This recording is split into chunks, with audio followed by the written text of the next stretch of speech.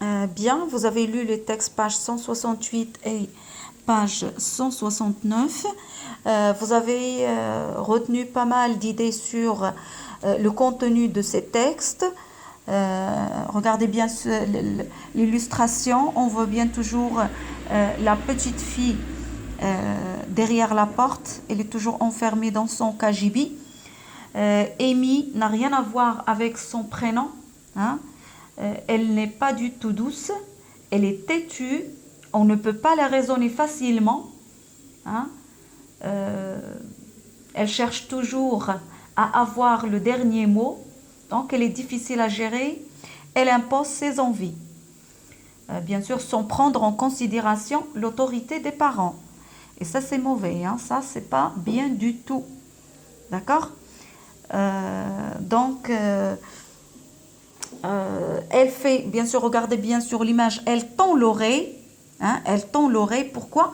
Pour écouter tout ce qui se passe dans la maison. Donc, elle fait très attention au bruit. Hein, puisque dans un cagibi, il n'y a pas de fenêtre. Hein, elle ne peut rien voir. Avec le bruit, elle reconstitue ce qui se passe au dehors du cagibi. D'accord? Donc, dans la maison, elle entend les talons des bottes de sa maman. Hein? Regardez bien ici. Hein? Elle entend les bottes de sa maman. Elle associe tout ce qui va avec la jupe, le maquillage. Elle entend la porte s'ouvrir. Elle sait que son père part au travail. Hein? J'ai entendu papa ouvrir la porte. D'accord? Elle n'entend plus les bottes. Elle sait que sa mère a mis les baskets. Et elle pense que sa mère est triste. D'accord? Regardez bien ici là, dans la phrase sortir ses baskets. De quand elle est triste. De quand elle est triste. Mais ça, c'est seulement une idée qu'elle s'est mise dans la tête. Elle pense que sa mère est triste pour elle. Hein? D'accord? Donc, elle trouve tout ça drôle. Hein? Elle ne voit pas sa maman. D'habitude, quand elle est près d'elle, elle ne regarde pas si elle est belle. Ce sont les bruits qui lui font savoir qu'elle est belle. Elle pense à sa maman. Elle la voit mieux avec son imagination et avec son cœur que si elle était devant elle. Donc, Amy trouve tout ça drôle. Elle pense à son papa. Elle sait qu'il n'est pas là parce qu'elle n'entend plus les bruits de sa présence. Elle cherche ces bruits. Elle ne les trouve pas. Elle entend des silences. Son papa est sorti, mais il continue à être présent dans sa tête. À cause des silences qu'il laisse dans la maison, ce qui est drôle, bien sûr, hein, c'est l'impression.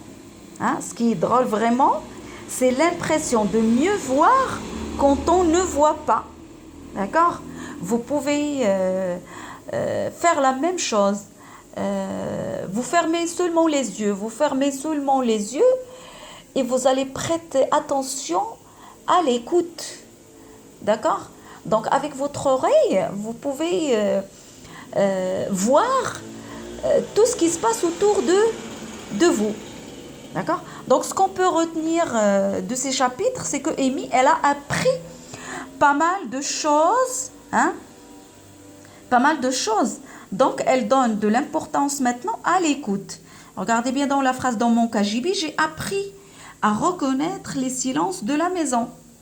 Ceux de quand il n'y a personne, ceux de quand on veut être tranquille, ceux de quand on n'a rien à dire, ceux de quand on est fâché, et puis celui-là, le silence de quand on voudrait bien faire sortir sa fille d'un cagibi, hein, celui de quand on ne sait plus du tout quoi faire. Donc pourquoi? Parce qu'elle a entendu la conversation de son père et de sa maman, hein, parler d'elle au téléphone. Et quand on a un peu envie de pleurer. Donc voilà.